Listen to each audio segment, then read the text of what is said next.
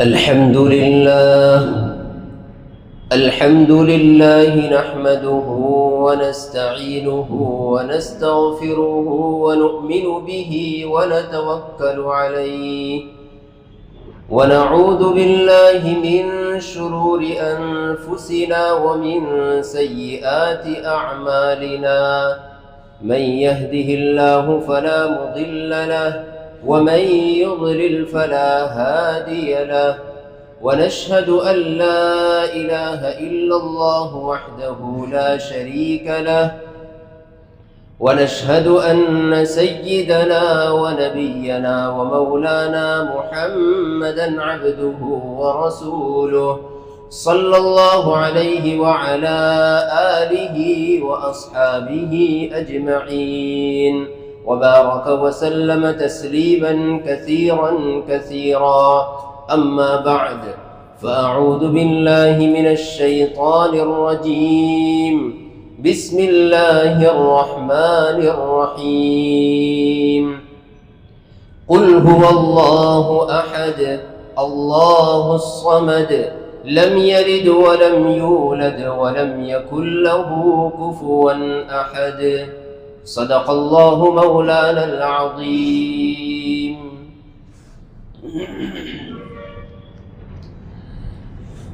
بزرگوں اور بھائیوں، کلام پاک کی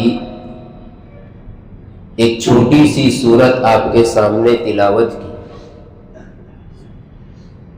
جس کو ہمارا ہر نمازی بھائی اپنی اپنی نمازوں میں پڑھتا ہے، جس کو سورہ اخلاص کہتے ہیں.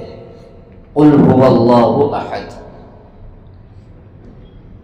اس کو سورہ اخلاص کیوں کہتے ہیں؟ بعض لوگ اس کو قل هو اللہ احد کے نام سے یاد کرتے ہیں، بعض اسے سورہ اخلاص کہتے ہیں. یہ سورت اس کو سورہ اخلاص اس لیے کہتے ہیں کہ اللہ تبارک و تعالی نے اس سورت میں خالص توحید کو بیان فرمایا ہے. اللہ ایک ہے، اس کے سوا کوئی معبود نہیں، اس کے سوا کوئی عبادت کے لائق نہیں. یہ سورت ایسی سورت ہے کہ اس کے پڑھنے والے کو یہ سورت جہنم کی آگ سے بچا کر جنت میں داخل کر دیتی ہے. اس سورت کا پڑھنے والا خالص موحد بن جاتا ہے. ایک اللہ، اس کے سوا کوئی نہیں. مفسرین نے اس سورت کے مختلف نام ذکر کیے ہیں. اس سورت کو سورہ توحید کہتے ہیں، چونکہ اللہ تبارک و تعالی نے اس سورت میں اسلام کا جو بنیادی عقیدہ ہے توحید، جس پر اسلام قائم ہے، اس عقیدے کو اللہ تبارک و تعالی نے دو انداز میں بیان فرمایا ہے. اس لیے اس سورت کو سورہ توحید کہتے ہیں. اس سورت کو سورہ نجات بھی کہتے ہیں، اس لیے کہ یہ سورت جو پڑھتا ہے، اس پر عمل کرتا ہے، اس کو اپنے دماغ میں بٹھا لیتا ہے، اپنے ذہن میں بٹھا لیتا ہے، تو اللہ تبارک و تعالی اس کو نجات عطا فرما دیتے ہیں. اس سورت کو سورہ ولیہ بھی کہا گیا. ولیہ اولیاء سے ہے. گویا کہ اس سورت کا پڑھنے والا، بار بار اس سورت کا دہرانے والا، اس کی برکت سے اللہ تبارک و تعالی اولیاء اللہ میں سے شمار فرماتے ہیں، اللہ کا ولی بنا دیتے ہیں، اللہ اپنا دوست بنا دیتے ہیں. اس لیے اس سورت کو سورہ ولیہ بھی کہا جاتا ہے. اس سورت کو سورہ اساس کے معنی آتے ہیں بنیاد، فاؤنڈیشن، اسٹرکچر. اسلام کا جو بنیادی عقیدہ ہے عقیدہ توحید، اس لیے کہ بنیاد جتنی مضبوط ہوگی اس پر بننے والی جو عمارت ہے وہ بھی اتنی مضبوط ہوگی. اگر سٹرکچر اگر کمزور ہے، فاؤنڈیشن کمزور ہے، تو اس پر بننے والی جو بلڈنگ ہے، اس پر بننے والی عمارت ہے، وہ عمارت بھی کمزور ہوگی. گویا کہ توحید ہمارا مضبوط ہونا چاہیے. جہاں تک اس سورت کے بیک گراؤنڈ کا تعلق ہے، شان نزول جسے کہا جاتا ہے، یہ سورت کیوں نازل ہوئی، اس کے پیچھے ایک واقعہ ہے. نبی کریم صلی اللہ علیہ وسلم سے مکہ والوں نے سوال کیا. مشرکین نے، اہل مکہ نے یہ سوال کیا، اے پیغمبر، آپ جس رب کی عبادت کرتے ہیں، آپ جس رب کو ایک مانتے ہیں، جس رب کی آپ عبادت کرتے ہیں، اس رب کا نام و نسب کیا ہے؟ جیسے انسانوں میں ہے، انسانوں کے نام ہوتے ہیں، وہ کس برادری سے ان کا تعلق ہے، کس خاندان سے ان کا تعلق ہے. تو اے محمد، تمہارا جو رب ہے جس کی تم عبادت کرتے ہو، اس کا نسب، اس کا نام کیا ہے؟ اس پر اللہ تبارک و تعالی نے ان کے اس سوال کے جواب میں دو ٹوک انداز میں یہ سورت نازل فرمائی. فرمایا قل هو اللہ احد، اے پیغمبر صلی اللہ علیہ وسلم آپ کہہ دیجئے اللہ احد، اللہ ایک ہے. پہلے ہی تردید فرما دی. قل هو اللہ احد، وہ ایک ہی معبود ہے، وہ ایک ہی ہے. اللہ الصمد، وہ بے نیاز ہے. اللہ پاک کی صفت صمدیت کو صفت صمدیت کو اللہ پاک نے بیان فرمایا. صمد کسے کہتے ہیں؟ صمد کے مختلف معانی ہیں. ان میں سے ایک معنی یہ ہے کہ سارا جہاں، ساری دنیا جس کی محتاج ہو، وہ کسی کا محتاج نہ ہو. صمد کی یہ معنی ہے. پوری انسانیت، انسان، جنات، فرشتے، جانور، پرند، چرند، پورا جہاں جس کا محتاج ہو، وہ کسی کا محتاج نہ ہو. اس کو کہتے ہیں صمد. اللہ الصمد لم یلد ولم یولد، نہ اس نے کسی کو جنا، نہ اس کے لیے جنا گیا. اس نے کوئی اپنی اولاد نہیں بنائی، وہ والد بننے سے، باپ بننے سے پاک ہے. ولم یولد، اس کے لیے اس کا کوئی والد بھی نہیں ہے. ولم یکن لہ کفوا احد، اس جیسا کوئی نہیں، اس کا کوئی ہمسر نہیں ہے. اللہ پاک نے ان کے جواب میں اس سورت کو نازل فرمایا کہ تمہارا جو کہنا ہے کہ اللہ کا نسب نامہ کیا ہے، تو اللہ نے اپنی صفات کو ذکر فرمایا اس کے اندر. یہ بڑی شاندار اور بڑی عظمتوں کی حامل صورت ہے. جہاں تک اس کے فضائل کا تعلق ہے، حضرت ابو سعید خدری رضی اللہ تعالی عنہ بیان فرماتے ہیں کہ ایک صحابی رضی اللہ تعالی عنہ نے دوسرے صاحب کو اس سورت کو رات میں بار بار پڑھتے ہوئے سنا. ایک صاحب تھے، وہ رات میں اس سورت کو دوہرا رہے تھے، کنٹینیو کر رہے تھے، بار بار دوہرا رہے، بار بار پڑھ رہے تھے. جس کا تذکرہ وہ صحابی رضی اللہ تعالی عنہ نے نبی کریم صلی اللہ علیہ وسلم کے سامنے کیا. اور وہ صحابی نے یہ سمجھا کہ یہ جو بار بار سورہ اخلاص پڑھ رہے ہیں، قل هو اللہ احد پڑھ رہے ہیں، اس کا کوئی زیادہ ثواب نہیں ہوگا. نبی کریم صلی اللہ علیہ وسلم نے ارشاد فرمایا. وہ صحابی پہنچے حضور کی خدمت میں، کہا کہ وہ صاحب تو ہے، وہ رات میں بس اسی سورت کو بار بار کنٹینیو کر رہے تھے، بار بار اس کو پڑھ رہے تھے. نبی کریم صلی اللہ علیہ وسلم نے ارشاد فرمایا والذی نفسی بیدہ انہا لتعدل ثلث القرآن، قسم ہے اس ذات کی جس کے قبضے میں میری جان ہے، یہ سورہ اخلاص تہائی قرآن کے برابر ہے. 1/3 آف قرآن. قرآن کے 3 حصے کرو، 10 تو 10 پارے پڑھنے کا جو ثواب ہے، وہ ثواب ایک مرتبہ سورہ اخلاص پڑھنے پر اللہ تعالیٰ عطا فرماتے ہیں. ایک مرتبہ نبی کریم صلی اللہ علیہ وسلم نے حضرات صحابہ رضی اللہ تعالی عنہم سے فرمایا کیا تم میں سے کوئی آدمی وہ طاقت وہ سکت نہیں رکھتا ہے کہ وہ رات میں سورہ اخلاص پڑھ وہ تہائی قرآن پڑھ لیا کرے؟ حضور نے فرمایا صحابہ سے رغبت دلائی شوق دلایا. حضور نے فرمایا کیا تم میں وہ طاقت نہیں ہے کہ رات میں تم تہائی قرآن پڑھ لو، یعنی 10 پارے پڑھ لو، 1/3 قرآن کا پڑھ لو؟ کیا تم میں طاقت نہیں ہے؟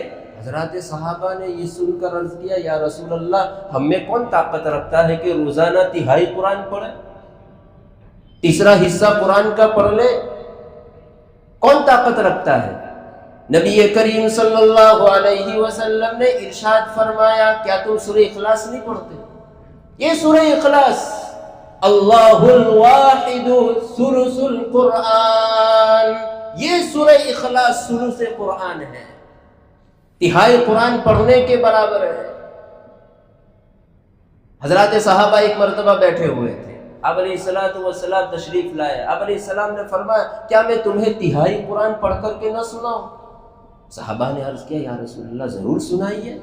صحابہ تو شوقین تھے قرآن سننے کے، ہماری طرح گانا سننے کے شوقین نہیں تھے، قرآن سننے کے شوقین تھے. قرآن حضرات صحابہ نے عرض کیا حضور ضرور سنائیے، تہائی قرآن آپ سے سنیں گے. آپ علیہ السلام نے سورہ اخلاص ایک مرتبہ پڑھی، پھر حضور صلی اللہ علیہ وسلم اپنے کمرے میں تشریف لے گئے، اپنے گھر میں تشریف لے گئے. صحابہ انتظار میں کہ ابھی حضور آئیں گے اور آ کر کے دوسرا جو قرآن ہے وہ پڑھیں گے. لیکن تھوڑی دیر کے بعد نبی کریم صلی اللہ علیہ وسلم اپنے گھر کے باہر تشریف لائے. صحابہ بیٹھے ہوئے تھے، انتظار میں تھے کہ ابھی تو ایک سورت پڑھی ہے. آپ علیہ السلام نے فرمایا تم یہاں کیوں بیٹھے ہو؟ کہا حضور آپ ہی نے تو بتایا تھا کہ ہم ثلث قرآن پڑھیں گے، ابھی تو آپ نے سورہ اخلاص پڑھی ہے، ابھی تو ثلث قرآن بہت دیر. آپ علیہ السلام نے فرمایا یہی تو سورہ اخلاص ثلث قرآن ہے. اس لیے عزیزوں بھائیوں جب قبرستان سے آنا جانا ہو تو سورہ اخلاص کا ورد کر لیا کریں. آج ہم کسی کو ایصال ثواب کریں گے، کل ہم بھی اس جگہ پہنچیں گے. وہ شہر خاموشہ ہے، ایسا شہر ہے جہاں پر سسکیاں ختم ہو جاتی ہے، آواز ختم ہو جاتی ہے. آج ہم نے کسی کے لیے پڑھا، کل اٹھ کر کے اللہ پاک کسی کو پیدا کر دیں گے، وہ ہمارے لیے بھی پڑھے گا. یہ ثلث قرآن، اس کی کتنی فضیلت. یہاں تک حضرت انس رضی اللہ تعالی عنہ کی روایت ہے، نبی کریم صلی اللہ علیہ وسلم نے ارشاد فرمایا جو آدمی روزانہ 200 مرتبہ اس سورت کو پڑھنے کا معمول بنا لیتا ہے، اس سورت کو پڑھو، بار بار پڑھو، اس سے آدمی کے دل میں عقیدہ توحید مضبوط ہوتا ہے، ایمان مضبوط ہوتا ہے، توحید مضبوط ہوتا ہے. فرمایا نبی کریم صلی اللہ علیہ وسلم نے جو آدمی روزانہ 200 مرتبہ اس سورت کو پڑھنے کا معمول بنا لیتا ہے، اللہ تعالیٰ 50 سال کے گناہ اس کے معاف فرما دیتے ہیں، الا یہ کہ اس پر قرض ہو. یہ سمجھنے کی چیز ہے، الا یہ کہ اس پر کسی کا حق واجب ہو. یہ 200 مرتبہ بھی پڑھے گا لیکن اس کے ذمے میں قرض ہے تو اس کے گناہوں کی تلافی نہیں ہوگی. اس سے قرض کی ادائیگی کی اہمیت ہمیں معلوم ہوتی ہے.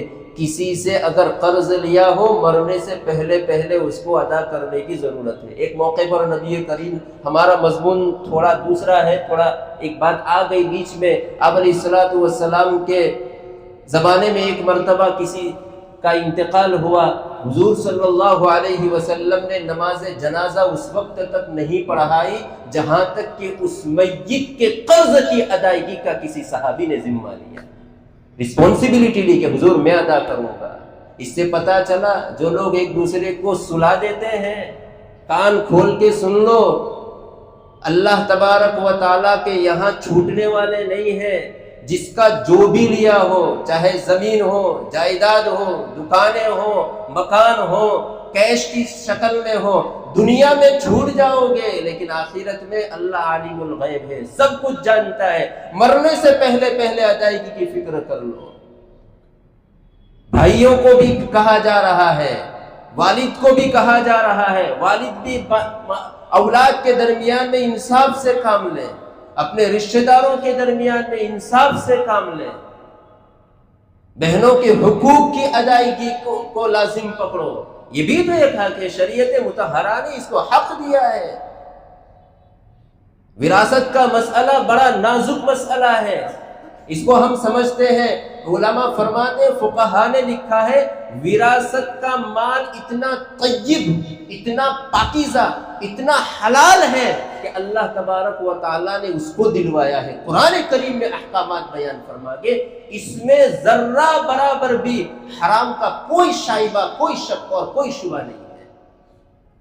نبی کریم صلی اللہ علیہ وسلم نے نماز جنازہ نہیں پڑھائی، اس لیے جس کا جو بھی قرض ہو اس کو ادا کرنے کی کوشش کرنی چاہیے۔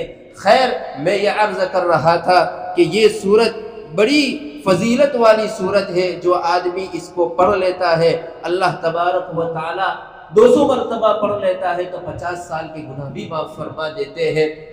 عزیز دوستو، یہ سورت اللہ تبارک و تعالی نے اس میں اتنی عظیم صورت ہے کہ اللہ تعالیٰ نے خالص توحید کو بیان فرمایا ہے۔ توحید، اللہ کو ایک ماننا۔ علماء نے توحید کی 3 قسمیں بیان فرمائی ہیں۔ ایک ہے توحید ربوبیت، رب اللہ ایک ہے، پورے جہان کو پیدا کرنے والا وہ تنہا ہے، جس کو سورہ فاتحہ میں اللہ پاک نے بیان فرمایا، الحمدللہ رب العالمین، تمام کی تمام تعریفیں اس اللہ کے لیے ہیں جو تمام جہانوں کا پالنہار ہے، تمام جہانوں کا۔ زمین میں جتنی مخلوق ہے، آسمان میں جتنی مخلوق ہے، آسمان اور زمین کے اسپیس میں، فضا میں جو مخلوق ہے، سب کا پالنہار، سب کو پیدا کرنے والا وہ تنہا ہے۔ مشرکین بھی اس کو مانتے تھے، سب کا پیدا کرنے والا، حضرت آدم علیہ السلام سے لے کر قیامت تک، لیکن پھر وہ اس میں اللہ کے ساتھ دوسروں کو شریک کرتے تھے۔ قرآن کہتا ہے اَمَّن يَمْلِكُ السَّمْعَ وَالْأَبْصَارَ، قرآن کا انداز دیکھیے، آپ پوچھئے تو صحیح، اَمَّن يَمْلِكُ السَّمْعَ وَالْأَبْصَارَ، کون ہے ان کانوں کا مالک، ان آنکھوں کا مالک کون ہے؟ قُل لِمَنِ الْأَرْضِ، قُل لِمَنِ الْأَرْضِ، یہ آپ بتائیے پیغمبر، آپ ان سے پوچھئے جو اللہ کے ساتھ دوسروں کو شریک کرتے ہیں، اللہ کے ساتھ دوسروں کو اپنا معبود بناتے ہیں، قُل لِمَنِ الْأَرْضُ وَمَنْ فِيهَا، آپ پوچھئے تو صحیح پیغمبر کہ یہ زمین کس کی بادشاہت ہے، زمین پر کس کی حکومت ہے؟ ارے قُل لِمَنِ الْأَرْضِ، یہ زمین کس کی ہے؟ زمین کے درمیان میں جو کچھ ہے وہ کس کا ہے؟ کون اس کا مالک ہے؟ کون اس کا حاکم ہے؟ کون اس کا بادشاہ ہے؟ یہ اللہ خود فرماتے فَسَيَقُولُونَ اللَّهُ، یہ لوگ کہیں گے، ان قریب یہ کہیں گے کہ اللہ مالک ہے۔ فَقُلْ أَفَلَا تَتَّقُونَ، جب اللہ مالک ہے تو تم اللہ سے کیوں نہیں ڈرتے؟ اللہ تبارک و تعالیٰ نے توحید کو قرآن کریم کی آیات میں کھول کھول کر بیان فرمایا ہے۔ یہ ہے توحید ربوبیت، سب کا پالنہار، سب کو پالنے والا ایک اللہ ہے، اس کے ساتھ کوئی نہیں۔ رزق دینے والا وہی ہے، اس کے سوا کوئی نہیں۔ یہ عقیدہ ہمیں اپنے دلوں میں مضبوط کرنا ہے اور اس پر عمل بھی کرنا ہے۔ ہمیں اپنی اولاد کے سلسلے میں بھی اس عقیدے کو اجاگر کرنا ہے، کھول کر کے۔ اللہ پاک نے توحید کو قرآنی آیات میں کھول کھول کر بیان فرمایا، مثالوں کے ساتھ بیان فرمایا ہے اللہ تعالیٰ نے۔ تو یہ ہے توحید ربوبیت۔ ایک دوسری قسم ہے توحید الوہیت۔ توحید الوہیت، توحید الوہیت کا معنی یہ ہے اللہ کو ایک ماننا، لا الہ الا اللہ، اللہ کے سوا کوئی معبود نہیں ہے، اللہ ہی ہے، اللہ کے سوا کوئی معبود نہیں ہے۔ عبادت کی جائے تو اسی کی عبادت کی جائے، پکارا جائے تو اسی کو پکارا جائے، دعا کی جائے تو اسی سے دعا کی جائے، سجدہ کیا جائے تو اسی کے سامنے اپنی پیشانی کو جھکایا جائے، اس کے علاوہ کسی کے سامنے جھکایا نہ جائے۔ یہ ہے توحید الوہیت۔ اور تیسری ہے توحید اسماء و صفات. اللہ تبارک و تعالیٰ کے جو نام ہیں 99 نام ہیں. اللہ تعالیٰ سمیع بھی ہے، اللہ خبیر بھی ہے، اللہ علیم بھی ہے، اللہ قدیر بھی ہے. اللہ تبارک و تعالیٰ کی ذات اور اللہ تعالیٰ کی جو صفات ہیں اس میں کسی کو شریک نہ کیا جائے. مشرکین ایسا ہی کرتے تھے، اللہ تعالیٰ کی صفات میں دوسروں کو شریک کرتے تھے. اللہ تعالیٰ اپنی ہر صفت میں، مفسرین فرماتے ہیں اللہ تعالیٰ رحمان ہے تو صفت رحمان میں اللہ تعالیٰ کامل ہے، اللہ کا کوئی مقابلہ نہیں کر سکتا. اللہ تعالیٰ رحیم ہے، اپنی صفت رحیمیت کے ساتھ وہ کامل ہے. اللہ قدیر ہے تو اللہ تعالیٰ اپنی صفت کے ساتھ کامل ہے. اللہ تعالیٰ خبیر ہے، باخبر ہے لوگوں کے احوال سے تو اللہ تعالیٰ اپنی صفت خبیر میں کامل اور مکمل ہے. اللہ تعالیٰ کو ہر چیز کا علم ہے. وَعِندَهُ مَفَاتِحُ الْغَيْبِ لَا يَعْلَمُهَا إِلَّا هُوَ. سورہ انعام میں اللہ پاک نے فرمایا اسی کے پاس ہے غیب کے خزانے. لا يَعْلَمُهَا إِلَّا هُوَ. غیب کے خزانے کو، غیب کی باتوں کو کوئی نہیں جانتا الا هو، وہی جانتا ہے. غیب اللہ تبارک و تعالیٰ کے سوا کوئی نہیں جانتا. قرآن کا فیصلہ ہے لا يعلمها الا هو. ان اللہ عنده علم الساعہ، قیامت کا علم اللہ کے پاس ہے. وَيُنَزِّلُ الْغَيْثَ، بارش کب نازل ہوگی اس کا علم اللہ کے پاس ہے. وَيَعْلَمُ مَا فِي الْأَرْحَامِ، ماں کے پیٹ میں کیا ہے اللہ ہی جانتے ہیں. الٹرا ساؤنڈ اور آج کی جو ٹیکنالوجی ہے، خیر مضمون وقت ختم ہو رہا ہے، میں اپنے اصل مدعے کے اوپر آتا ہوں. قرآن کہتا ہے وَيَعْلَمُ مَا فِي الْأَرْحَامِ، ماں کے پیٹ میں جو کچھ بھی ہے وہ اللہ ہی جانتے ہیں. آج تک کوئی بھی ایسی سائنس اور ٹیکنالوجی پیدا نہیں ہوئی کہ جو یہ کہہ سکے کہ ماں کے رحم میں، ماں کے پیٹ میں جو کچھ بھی ہے وہ بچہ یا بچی کیسی ہوگی، وہ اچھا ہوگا، وہ سعید بنے گا، شقی بنے گا، وہ کیا کام کرے گا، اس کے آگے چل کر کے اس کی عمر کتنی ہوگی، اللہ کے سوا کوئی نہیں جانتا. وہ اللہ تو ایسا وَيَعْلَمُ مَا فِي الْأَرْحَامِ وَمَا تَدْرِي نَفْسٌ مَاذَا تَكْسِبُ غَدًا. آئندہ کیا کرنے والا ہے اللہ کے علاوہ کوئی نہیں جانتا. بِأَيِّ أَرْضٍ تَمُوتُ، بِأَيِّ أَرْضٍ تَمُوتُ، کس زمین میں وہ دفن ہوگا، اس کا جسم کس زمین میں دفنایا جائے گا اللہ کے سوا کوئی نہیں جانتا. امام مالک رحمت اللہ علیہ کا واقعہ مشہور ہے. آخری عمر میں مدینہ منورہ میں رہتے تھے. حج فرض کرنے کے بعد کبھی حج کے لیے تشریف نہیں لے گئے. ایک مرتبہ حج فرض ادا کر لیا. ڈر لگتا تھا کہیں حج کے لیے جاؤں گا مدینہ کی زمین سے محروم ہو جاؤں گا. فکر رہتی تھی کہ کسی نہ کسی طریقے سے مدینہ کی سرزمین میں میرا جسم دفن ہو. خواب میں دیکھا نبی کریم صلی اللہ علیہ وسلم سے، حضور سے دریافت کیا یا رسول اللہ صلی اللہ علیہ وسلم میری زندگی کے کتنے سال باقی ہیں؟ آپ علیہ السلام نے کوئی جواب نہیں دیا، اشارہ کر دیا 5 انگلیوں کا اشارہ کر دیا. امام مالک رحمت اللہ علیہ سمجھے 5 سے کیا مراد ہے، 5 دن مراد ہے، 5 سال مراد ہے، 5 مہینے مراد ہے. لمبا واقعہ ہے. اس وقت کے امام التعبیر، تعبیر دینے والے کی امام علامہ ابن سیرین رحمت اللہ علیہ ان کے زمانے میں تھے. پوچھا، کسی کے ذریعے سے پوچھوایا کہ پوچھئے کہ ایک صاحب نے یہ خواب دیکھا ہے اور نبی کریم صلی اللہ علیہ وسلم نے یہ انگلیوں کا اشارہ فرمایا، اس سے کیا مراد ہے؟ امام علامہ ابن سیرین رحمت اللہ علیہ بھی بڑے پہنچے ہوئے آدمی تھے. کہا کس نے دیکھا ہے؟ کہا نام لینے سے منع کیا ہے. کہا نام لینا پڑے گا، اس لیے کہ ابھی اس وقت اس زمانے میں وہی خواب دیکھ سکتا ہے جو امام مالک رحمت اللہ علیہ، اس کے علاوہ کسی اور خواب نہیں ہو سکتا. کہا انہی نے یہ خواب دیکھا. کہا جاؤ امام مالک سے بتلا دو ان اللہ عنده 5، یہ 5 چیزیں ایسی ہیں لا يعلمها الا هو، لا يعلمها الا هو، یہ 5 چیزیں ایسی ہیں کہ اللہ کے سوا کوئی نہیں جانتا. امام مالک سے بتلا دو کہ یہ 5 سے مراد نہ 5 دن مراد ہے، نہ 5 مہینے، نہ 5 سال مراد ہے، بلکہ حضور فرمانا چاہتے ہیں کہ 5 چیزیں ایسی ہیں جس کو قرآن میں اللہ پاک نے ذکر کیا. قیامت کا علم، بارش کے نازل ہونے کا علم، ماں کے پیٹ میں کیا ہے، اور بِأَيِّ أَرْضٍ تَمُوتُ کی زمین میں وہ دفن ہوگا، اور آئندہ کیا کرنے والا ہے، یہ 5 چیزوں کا علم اللہ کے علاوہ کوئی نہیں جانتا۔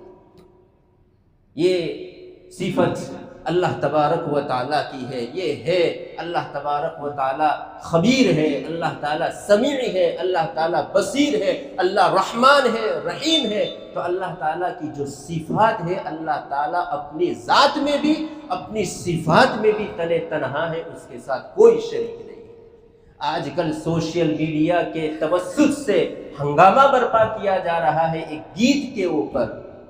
عزیزو، بڑے سوچنے کا مقام ہے، بڑے سمجھنے کا مقام ہے۔ ہماری ننھی اولاد اسکولوں میں جا رہی ہے، ہم ان کا مشاہدہ کر، ان کو لے کر کے بیٹھے، کیا اسکول میں، کالج میں، یا جہاں کہیں بھی سینٹر ہے ٹیوشن وغیرہ کے، وہاں پر ایسے سلوک یا ایسی چیزیں تو یا ایسے گیت یا ایسے ترانے تو نہیں پڑھوائے جا رہے ہیں جس میں شرک کی آمیزش ہے، یا شرک سے وہ سلوک یا وہ گیت بھرا پڑا ہے۔ عزیز دوستو، آج کل وندے ماترم کے اوپر ہنگامہ برپا کیا جا رہا ہے، اور مسلمانوں سے اس دیش بھکت ہونے کا سرٹیفکیٹ مانگا جا رہا ہے۔ کانسٹیٹیوشن کی دفعہ آرٹیکل 25 کے تحت آپ اس کا آئین دیکھیے، آپ اس کی آرٹیکل 25 کے تحت جو لکھا ہوا ہے، جو اسٹیٹمنٹ ہے، اس کو آپ دیکھیے۔ ہر شہری کو، ہر سٹیزن کو، ہر فرد کو اس کے مذہب پر عمل کرنے کی مکمل آزادی ہے۔ یہ دستور ہند کی آرٹیکل 25 کے تحت، یہ دفعہ 25 ہمیں یہ فراہم کرتی ہے کہ ہم اپنے مذہب پر مکمل آزادی کے ساتھ عمل کر سکتے ہیں۔ آرٹیکل 19 میں بھی ہر آدمی کو اظہار رائے کی آزادی حاصل ہے۔ اس کے تحت کوئی کسی کو کسی سلوک یا کسی گیت یا کسی ترانے پر مجبور نہیں کر سکتا۔ ہم اپنے والد کا احترام کرتے ہیں، ہم والد سے پیار کرتے ہیں، لیکن والد کو خدا کا درجہ نہیں دیتے ہیں۔ ہم اپنی بیوی سے محبت کرتے ہیں، ہمیں اپنی اولاد سے محبت ہے، لیکن محبت کا یہ مطلب نہیں ہے کہ ان کو خدا کا درجہ دے دیا جائے۔ اللہ ایک ہے، اس کے سوا کوئی معبود نہیں ہے۔ صحابہ نے محبت میں حضور صلی اللہ علیہ وسلم سے اپنی جذبات کا اظہار کیا، حضور سے کہا یا رسول اللہ صلی اللہ علیہ وسلم کیا ہم آپ کو سجدہ کریں؟ آپ علیہ السلام نے منع فرما دیا، کہا کہ اگر کسی کو کسی کے لیے سجدہ کرنے کا اختیار ہوتا، اگر کسی کو کسی کے لیے سجدہ کرنا جائز ہوتا تو میں عورتوں کو حکم دیتا کہ وہ شوہروں کو سجدہ کیا کریں، لیکن اللہ کے علاوہ، اللہ کی ذات کے سوا کسی کے سامنے اس پیشانی کو جھکانا نہیں ہے۔ اس لیے بہت ہی یہ ملک کے جو حالات ہیں بڑی تیزی سے کروٹ بدل رہے ہیں، ہمیں سمجھنے کی ضرورت ہے۔ ہمیں اپنے ایمان پر بھی استقامت کے ساتھ جمنا ہے، اپنے اولاد کی بھی ایمان کی فکر کرنی ہے۔ ایسا نہ ہو کہ ہم تو کامل اور مکمل اپنے گھر میں مسلمان ہو اور شرک اب ہم اپنے گھروں میں پال رہے ہوں۔ آج دیکھا جا رہا ہے مسلمان خلیے سے تو مسلمان نظر آ رہا ہے، لیکن اس کی فکر دیکھیے، اس کا ویژن دیکھیے، اس کا نظریہ آپ دیکھیے، یہ مشرکانہ عقیدے لیے ہوئے، مشرکانہ سوچ لیے ہوئے، جسے ہم اپنے گھروں میں دیکھ رہے ہیں۔ اس لیے میرے بھائیوں، یہ بڑا حساس مسئلہ ہے۔ مسلمانوں کی پوری تاریخ بھری پڑی ہے، اس ملک سے ہمیں محبت ہے، اس سرزمین سے ہمیں محبت ہے۔ وہ شاعر نے کیا خوب کہا، جب اس ملک کو ضرورت پڑے گی خون کی، جب اس ملک کو ضرورت پڑے گی خون کی، سب سے پہلے مسلمان اپنی گردن کٹوانے کے لیے تیار ہوگا۔ لیکن جہاں تک معاملہ ہے خدائیت کا، جہاں تک معاملہ ہے الوہیت کا، تو ہم دو ٹوک انداز میں یہی کہیں گے، ہمارا خالق بھی اللہ ہے، ہمارا مالک بھی اللہ ہے، موت دینے والا بھی اللہ ہے، زندہ رکھنے والا بھی اللہ ہے، رزاق بھی وہی ہے، سب کچھ وہی ہے۔ ہماری جبین